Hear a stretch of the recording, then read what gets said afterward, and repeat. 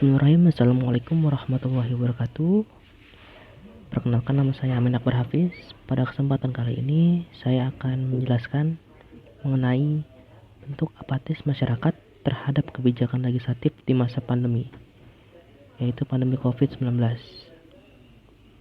Ya, sebelum lebih jauh untuk membahas tentang apatisme masyarakat terhadap kebijakan legislatif pemerintah, alangkah baiknya kita memahami dulu ya apa itu apatis.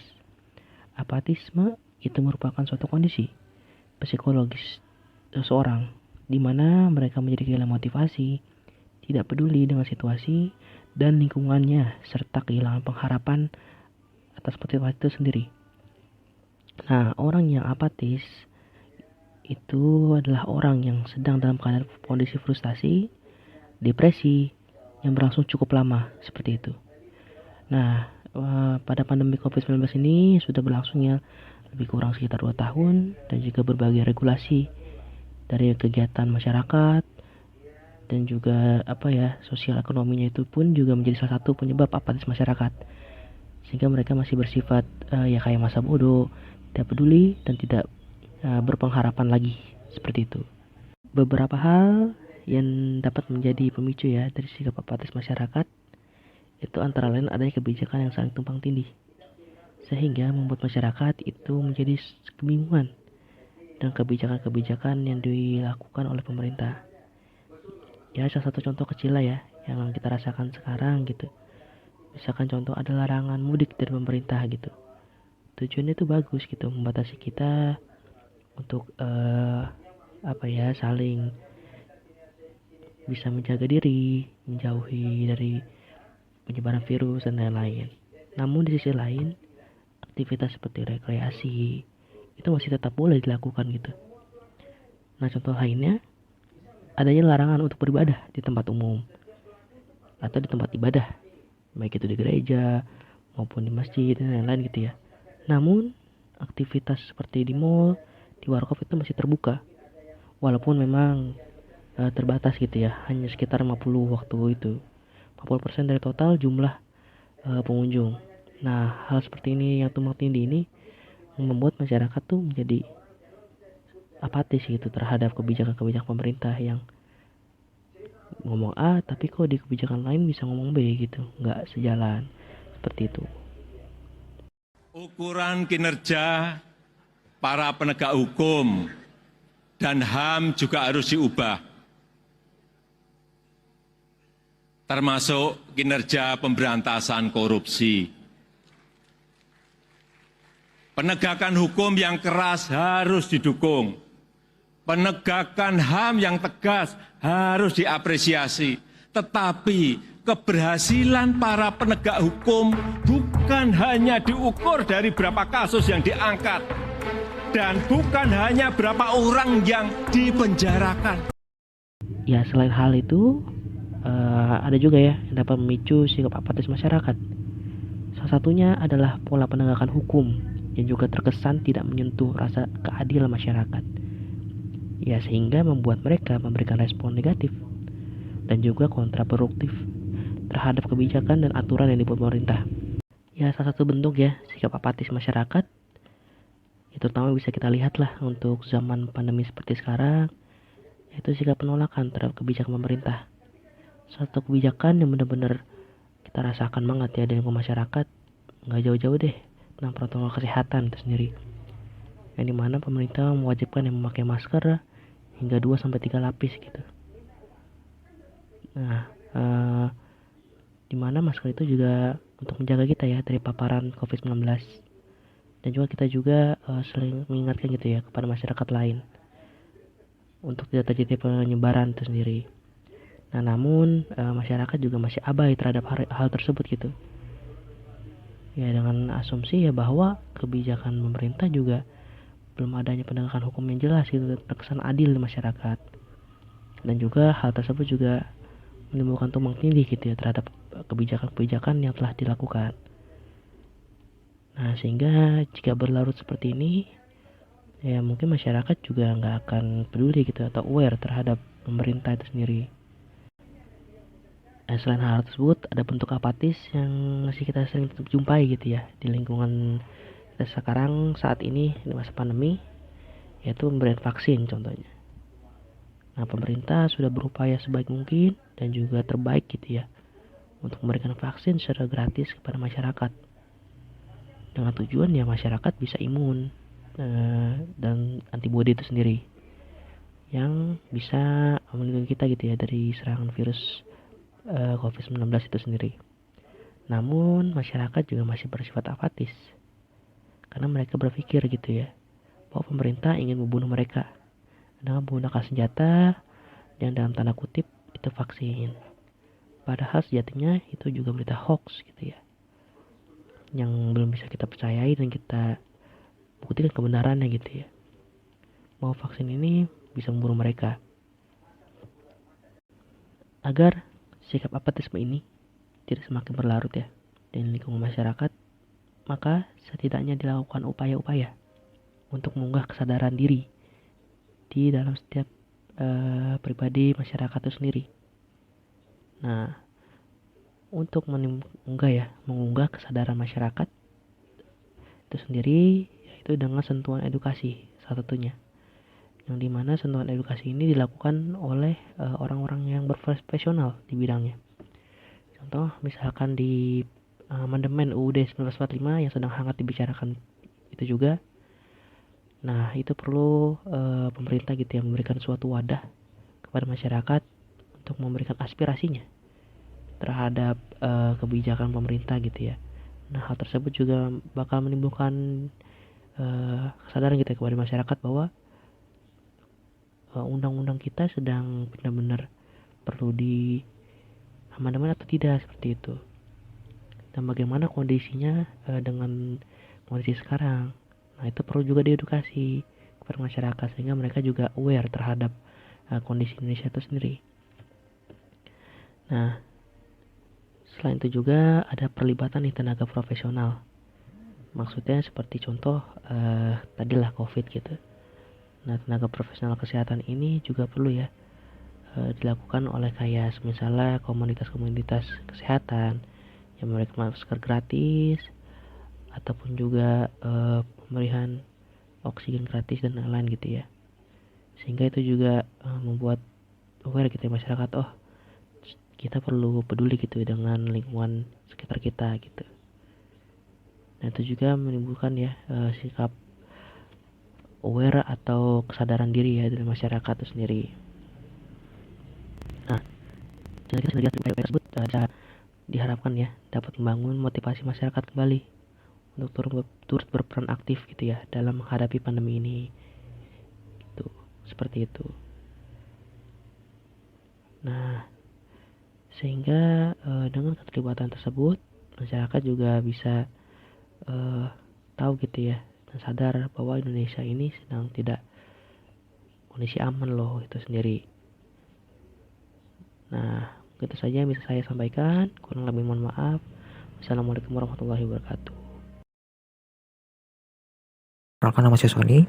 Selanjutnya kita bahas mengenai ketidakpekaan legislatif terhadap dampak pandemi COVID-19 di Indonesia. Perlu diketahui bahwa pembahasan ini hanya mengulas kembali mengenai apa saja yang sudah terjadi di tanah air kita tercinta ini selama pandemi COVID-19.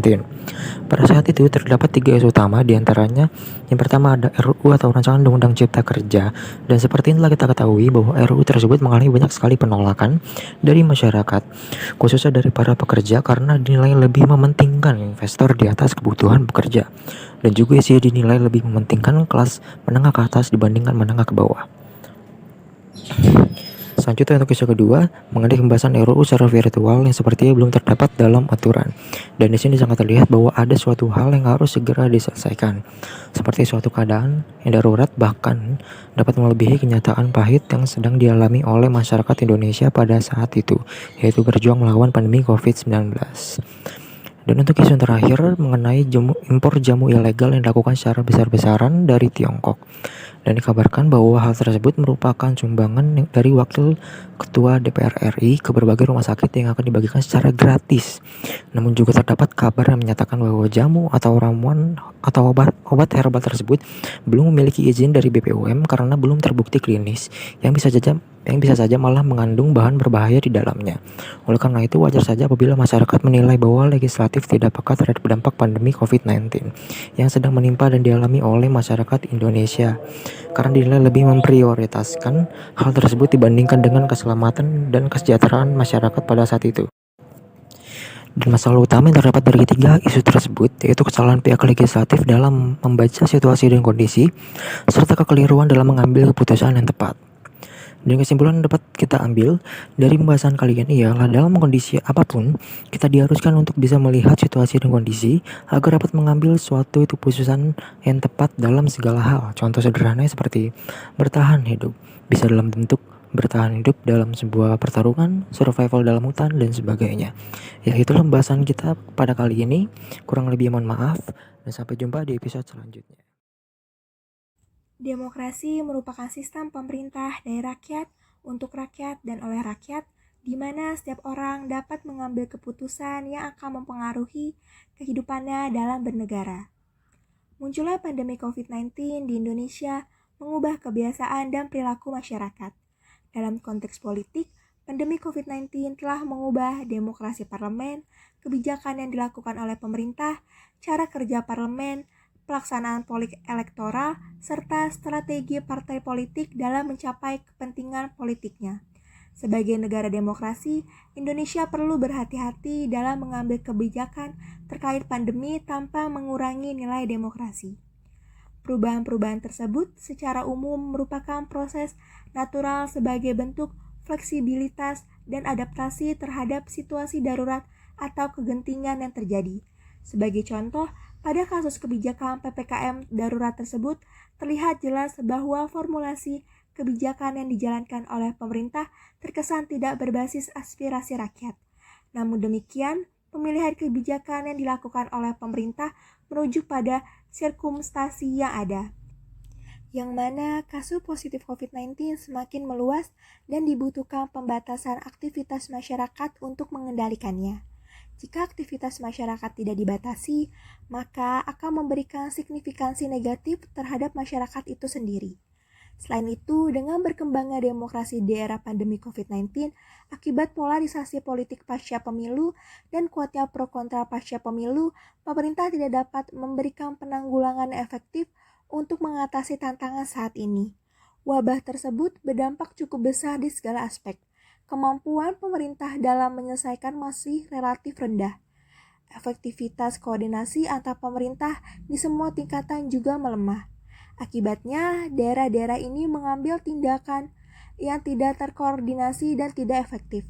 Meski begitu, respon pemerintah sebenarnya tidak terisolasi, melainkan disebabkan oleh keadaan yang objektif, termasuk isu politik yang muncul di masa pandemi. Oleh karena itu, banyak hal yang harus dilakukan.